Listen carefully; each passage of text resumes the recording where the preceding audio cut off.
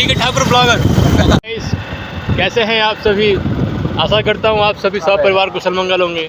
आज हम लोग एडवेंचर पे आए हैं, हमारे साथ हंस भाई, फैसल भाई, आराम से पीते हुए, मतलब बोतल देख ली ना आपने। भाई तो बस कुछ मित्रगण है जो मिस कर रहे हैं, फ़ोन कर रहे हैं, खुद को खुद निकल जाते हैं, पूछते नहीं हैं जो है आसपास हमारे। कोई कहीं घूम रहा है, कोई कहीं घूम रहा है, लेकिन किसी को कोई मतलब नहीं है। कर ली जाए। मूत्र विसर्जन कर लो थोड़ा। आ रहा तो है। आ तो रहा है मुझे भी। ज़्यादा कुछ नहीं, अभी बस वही भाई लोगों ने चिकन मोमोज खाया और मैंने क्या खाया? पनीर मोमोज। ब्लॉगर है भाई, बीके ठाकुर ब्लॉगर।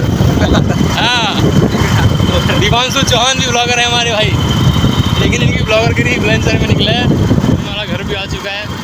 बाकी जो जैसा होता है तत्पर हो रहेंगे, मतलब उपस्थित रहेंगे आने वाली अगली वीडियो।